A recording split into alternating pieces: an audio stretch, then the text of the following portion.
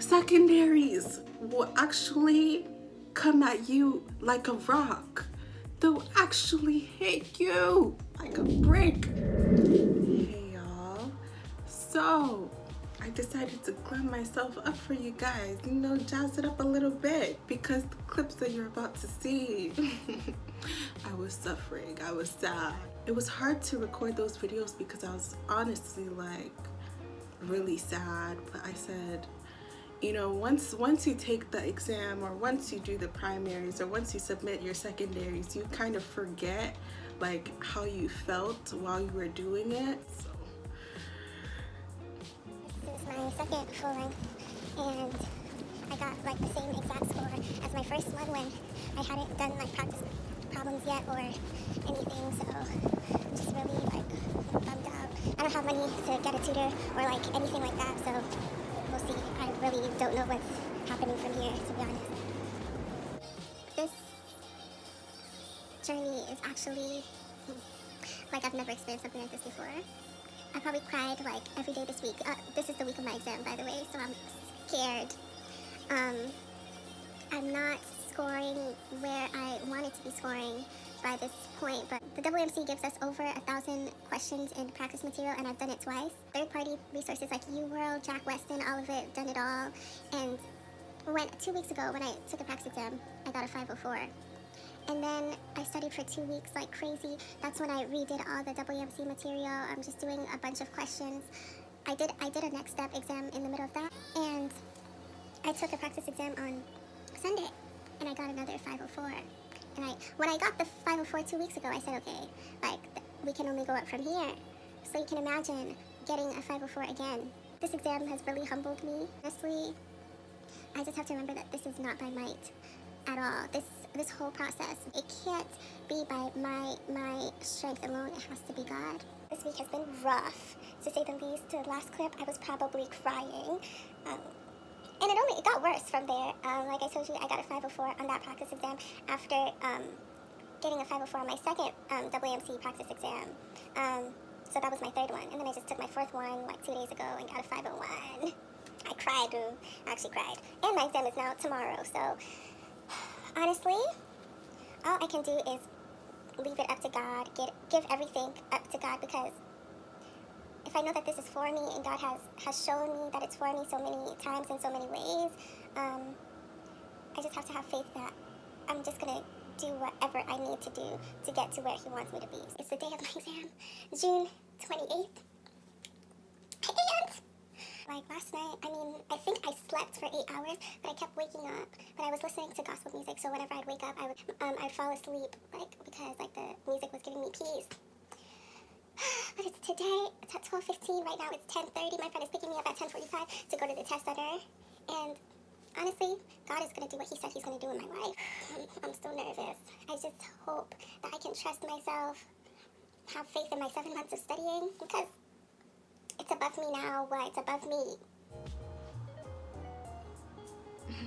as you can see, I was sad.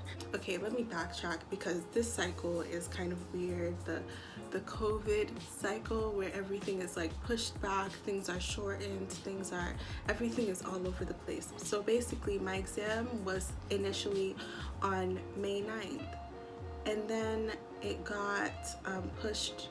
Well, it didn't get pushed back, so it got like canceled, and then the WMC was like, we're gonna have a day where everyone across the nation can sign up for a new test date between, I think it was like June to September or something like that.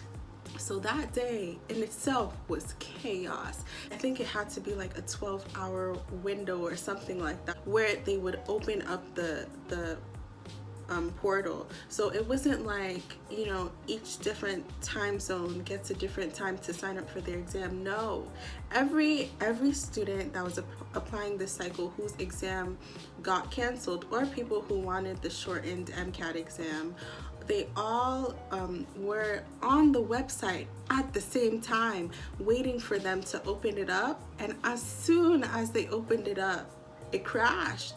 So then we sat on the website looking at each other on FaceTime with each other, sad, because I was personally on my co-op and I told her that like I couldn't come to my meetings today because if I come and they open this up, I have to go and sign up for my exam or I'm not getting an exam, because pre-meds are will actually eat you up. Like, so I knew I had to be ready. I think I signed up for I woke up, what time did I wake up? Maybe like 6 a.m. or 7 a.m., something crazy like that.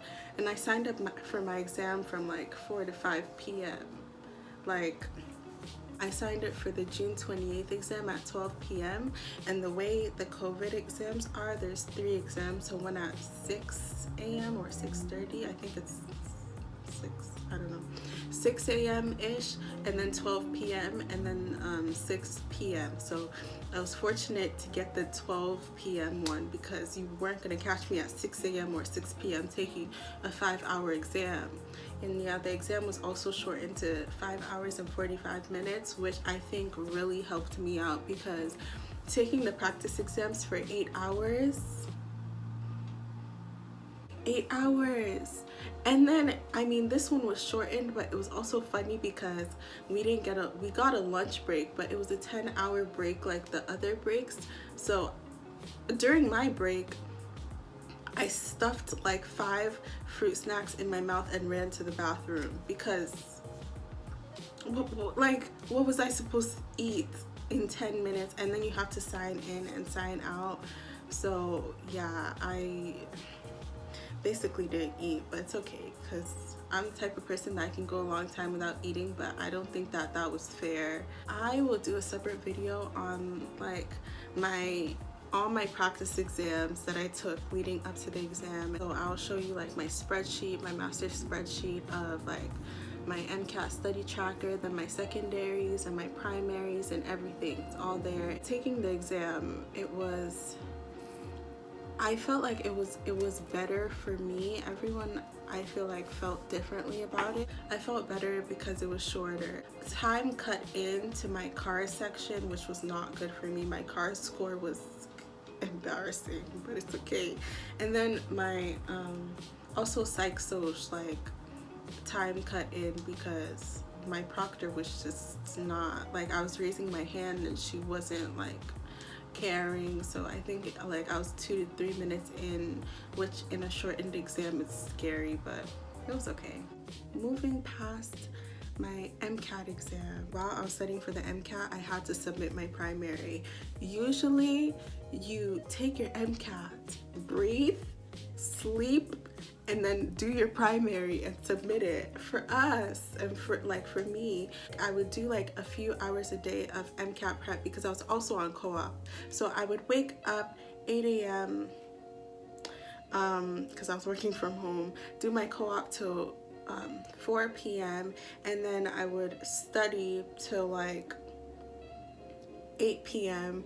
and then do my primary application till like 2 to 3 a.m. and do that every single day until I was done with my personal statement. Because my personal statement, I had like 12 drafts of that thing. I had everybody and their mom reading it, people from different schools, the schools that I wanted to go to.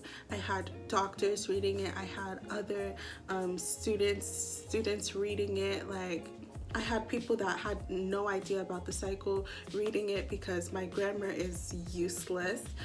And yeah, and so that was a lot. And then also like writing your activities, for me it was a lot because I made sure to like put my activities in a way that made sense to the admissions team and showed them like who I really am. I really spilled a lot of tea. Like, I feel like the application cycle, you not only learn about yourself a lot, and also like you're telling people that don't know you a lot. Like the things that I've told these admissions committees, I haven't told my friends. Like, I haven't told anyone but like my family who is experiencing the same thing, because they really want to know like who you are and a lot of those things that you don't like to talk about are part of your reason why you need to go into medicine. I started doing my personal statement in December, so that was a process that was going on since December. My primary application, like the activities and the grades, nobody tells you about those grades. You have to input all your grades from your transcript by yourself. The school sends them your transcript, but then you take that transcript and then you put in all your grades one by one. I knew my MCAT score. I needed those schools to see my application, my secondaries first. I only applied to one school. It was just like a throwaway school. The amount of effort that I was putting into this application cycle, I was not gonna do it again. Whatever score I get, I know that that's the score that God needed me to get so I can get into the school that I needed to go into. Every day that I've been going on my knees and praying, I've been praying for my actual test date. So if my practice exams are showing me that I should actually just cancel my whole application and move on, I know that whatever happens on the test date is what I've been praying for, and is what you are going to use to elevate me to where I need to be so that I can be a testimony unto you, Lord. Preach it. Secondaries, I prayed that prayer for every single secondary that I sent in. I said, God, please fill the gaps. Please let your favor flow with this application. So, yeah, from primaries to secondaries. When I started doing my secondaries is when I think my score got released, because they changed it to 2 weeks instead of a month. Praise be to God, because my score was higher than anything I'd ever scored on a practice exam ever in my life. Again, I'll put that in another video when I tell y'all like literally every single practice exam I took and what I got. Then I started my secondaries, and of course they say to pre-write your secondaries, but this cycle there was no pre-writing. It was literally like take your MCAT and start doing your secondaries, or do your secondaries while you're studying for the MCAT. Like there was no like time to pre-write your secondaries. At first, I was able to submit secondaries within like a week, like within 4 days I had it submitted, but as they start piling up, secondaries will actually come at you like a rock. They'll actually hit you like a brick. Honestly, maybe if I had a chance to pre-write them, like I would have like been able to do 10, and then they would actually come and then do another 10 and actually move on with my life. The way every day 5 emails from schools sending secondaries, which is good. Like when you get a secondary, it's a good thing. Be happy, because it means that they saw your stats and it was good enough, so now you get a secondary. Some secondaries are automatic though, which I could tell from the first day. They just automatically sent them to me on July 10th. But other schools, like if they take a little second to send you a secondary, 2 to 3 weeks, that means that your stats were good enough for the school. So write your secondaries in confidence. Know that the school wants to get to know you. Take it and get personal. My secondary, I'll actually go through a few of my secondaries as well. I went in, like I said, am I really gonna tell them my whole life? Yes, I am. Yes, I am. I applied to 23 schools and I got 22 secondaries.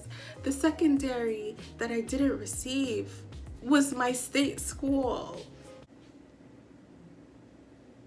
I searched high and low for that secondary. I looked in my junk. I looked in my unimportant mail, because I said, it's not possible. It's not possible. How can my home school not send me a secondary? But I said, you know what? It was weird. And my friend, who does not live in my state, got a secondary. Like we were just like, girl, look for the secondary, because how can you not get it? If I didn't get it, I didn't get it. Recap, I was crying throughout studying for the MCAT. While I was studying for the MCAT, I was worried about when the AAMC was going to let me take this exam. I had to redo practice material because I finished it, because my exam was supposed to be in May. It ended up being at the end of June. So I was just like freaking out. Didn't have money to get more material, so that was that. While studying for the MCAT, I was doing my primary application, submitted that before taking my MCAT, and then received secondaries, did the secondaries, and I'll show you all, like physically on my laptop in the next video, what that all looked like. Now I'm just waiting for interviews, and I got one. Yeah, I'll disclose that later though, because you know, I'm gonna be transparent. I'll actually tell you everything, but sometimes there's people praying against you. Like I actually can't tell you where the interview is until I do the interview, because I need to make sure I kill this interview, because this interview was given to me by God himself. Like, I have a list of schools. They're ranked, I'll go from the bottom. They're ranked probable, which is like safety, level, reach, and then Jesus is the top. Jesus.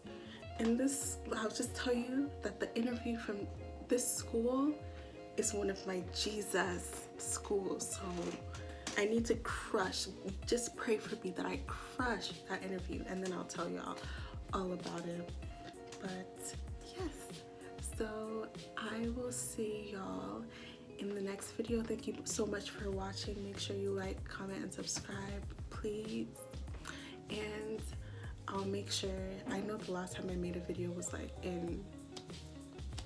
when I was happy, when I was okay, basically in like February or something. But now that I'm done with secondaries and I'm in this waiting period, now I can update y'all on everything that's been going on, give y'all all the gems that I used and everything. So see y'all in the next video. Bye.